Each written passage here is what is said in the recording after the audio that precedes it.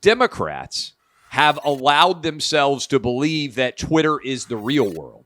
And the reason, I really believe this, the reason why the Democratic Party has actually gone so far to the left wing is because they're terrified of being criticized by the blue check left wing loser brigade on Twitter.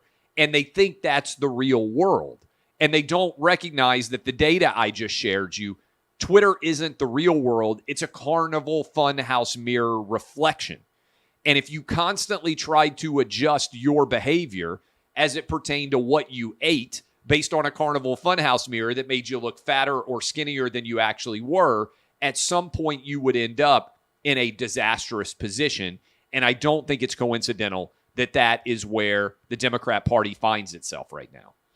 But I am committed 1 billion% to the idea that Elon Musk is putting forth, which is Twitter, in order to have the full fruition of its potential, needs to be a private company.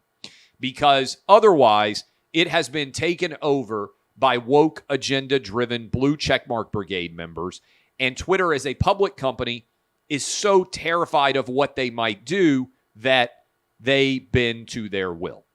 And it's also interesting. I'm going to share some tweets with you. It's also fascinating and interesting to me that so many people out there who claim to support Twitter are convinced that Elon Musk is, go figure, actually Adolf Hitler. In fact, let me read you some of the criticisms that are out there today and talk about the progression of the day so far. And this guy, Jeff Jarvis, tweeted, "Today on Twitter feels like the last evening in a Berlin nightclub at the twilight of Weimar, Germany." This, of course, for those of you who are history nerds, is a reference to the rise of Adolf Hitler in Nazi Germany. He is equating, this Jeff Jarvis character, is equating Elon Musk with Adolf Hitler and with a Musk-run Twitter as Nazi Germany. Because as everyone knows, the thing that the Nazis were most in favor of was unfettered free speech and everyone being able to have an equal voice. That was what the Nazis were known for. Left-wingers have basically allowed, partly as a result of Twitter, their entire discourse to mostly boil down to arguing that people they disagree with are Adolf Hitler. So that argument is actually out there right now. And all of these left-wing blue checkmark brigade Twitter users are right now, as we speak, realizing that the market actually swings in multiple directions. Because for years I have been told, if you don't like it, Twitter's a private company, leave. That's what the blue checkmark brigade, far left-wingers who drive Twitter, have been yelling at people like me who have just argued, hey, can we have content-neutral policies? If you are going to ban the President of the United States, democratically elected sitting President Donald Trump from Twitter, maybe ban the Ayatollah of Iran. Maybe, just possibly, don't allow the Taliban to speak. Maybe don't allow China to spread propaganda about the Uyghur population. Maybe hold everyone accountable to the same standards. And by the way, I'm not in favor of banning those people either, because I would rather see what the Ayatollah of Iran is tweeting. I would rather know what my enemies are saying publicly than not.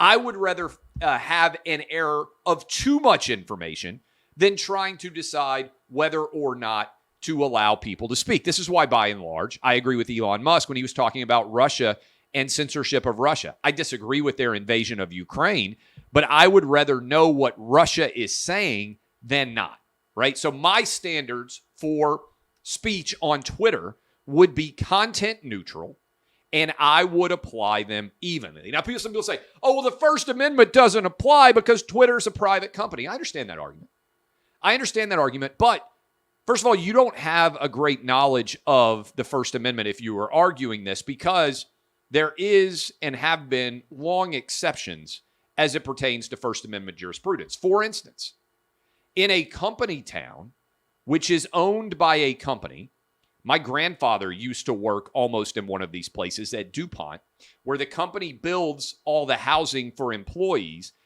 The company was not allowed to ban the town square distribution of political ideas, even if they own the town square, because that was considered to be a restriction on the First Amendment. So I think there is an argument that Twitter has become a digital town square legally. I really do believe that. Furthermore, I also continue to focus on the difference between a platform and a publisher. Twitter is regularly, through the use of its algorithms, making decisions like a publisher would make decisions. Let me give you an example. I run Outkick. On any given day, I am involved in the stories that we choose. Not every single one, but I am involved in the selection of stories that our writers write about on a day-to-day basis at Outkick. I am a publisher, okay? I am making a choice every single day what sort of stories we can write at Outkick, and so are my writers. We are making that choice. If you disagree with those choices, you can share your opinions. You can choose not to read the site. But I'm not pretending, hey, the stories that go up on Outkick are totally platform-based. No, because I'm making a calculated decision. There are tons of stories every day. I am curating stories that I think matter to my audience and sharing them. Okay? That's what Outkick's job is. That's almost what every publisher's job is. Twitter is arguing, oh, no, we're a platform. But you're not a platform because you are allowing algorithms, this is significant, are designed by humans to dictate what people see on your platform. And you are consistently favoring left-wing platform stories, and you are editorializing in their favor in the process.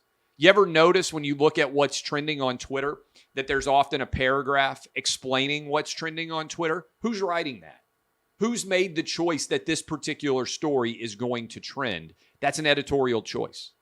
So Twitter is not a content-neutral platform. If they were, and I think they would be more likely to be that if Elon Musk were in charge, if they were, my criticisms would be far more muted. But they are not. They are a publisher making choices as to what is seen. And make no mistake what's going on right now. Elon Musk is offering a premium. He's offering $54.20 a share. Right now, as we speak, Twitter, as the stock market is approaching a close for the day, Twitter is down 73 cents. It's sitting at $45.12. That's what I'm seeing right now on my tracker. I have been a Twitter shareholder for a long time. I would vote beyond a shadow of a doubt to support Elon Musk's purchase of Twitter for $54.20 a share. That is nearly a $10 premium over where the stock is trading right now. That's a lot of money that I would theoretically make by selling this stake to Elon Musk. So let me ask you this question, because I do think it's a significant one. If Twitter isn't taking a substantial premium offer, which most shareholders, I believe, would support, then what they are making a decision is they would rather maintain ownership and control over Twitter for the influence it brings to bear than take a guaranteed offer right now. Now, Twitter will probably argue when they come out and reject, is what I anticipate happening, when they come out and reject Elon Musk's offer, that he has undervalued the company. And the way that they are likely to do that is by pointing out, which is fair, that Twitter has traded higher in the past year. It got as high as $73 a share. Musk says $54 is his final offer. We don't know whether or not that is true, but as he increases that offer, what would happen if he went to $74 a share? That would be a higher price than Twitter has traded for this year, a substantial premium over where it has been. What would happen then to the overall story? And by the way, that would nearly be the all-time high that Twitter had ever achieved. Make no mistake about what's going on right now. There are forces aligning to try to keep Twitter from being purchased by Elon Musk because the left-wing checkmark brigade and their allies desperately fears an actual First Amendment being applied on Twitter's streets. They do not want for there to be a real marketplace of ideas. They don't want a real debate. This is significant because Twitter influences social policy in a massive way.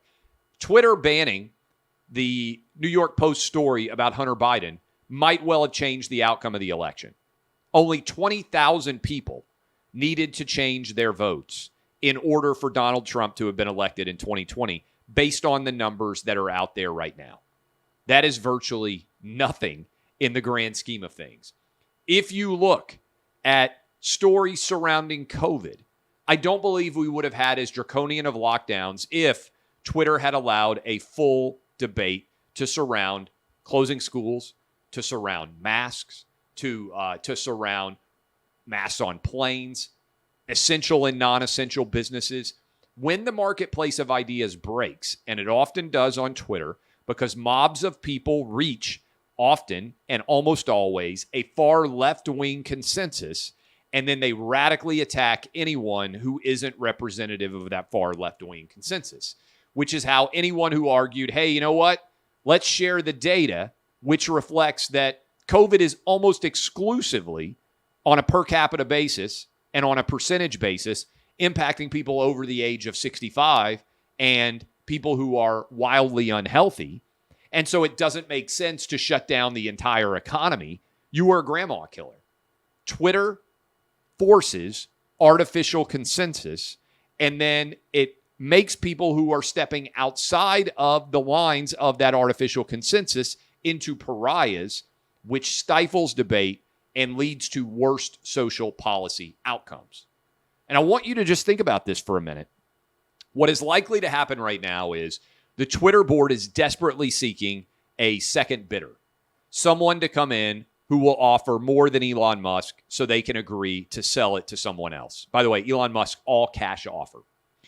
If they don't get that, what they are going to do is argue that Elon Musk has undervalued the company and that they are not going to sell it to him, I believe. So then what happens? What is plan B? Can Elon Musk engage in a real proxy battle, effectively going after shareholders and arguing, you need to accept the offer that I have put forward because it is a better option for the company? Well, what's wild about this is there is a big owner in Saudi Arabia who has a substantial percentage share stake who has come out and said, no, I don't support the move of Elon Musk. Saudi Prince Al-Walid bin Talal Al-Saud, whose name I probably just massacred there, is one of Twitter's largest shareholders. He's rejected Elon Musk's bid. Why? I've been told, makes some sense, that Elon Musk isn't that popular in Saudi Arabia because he's creating electric cars, which undercut the overall value of Saudi oil.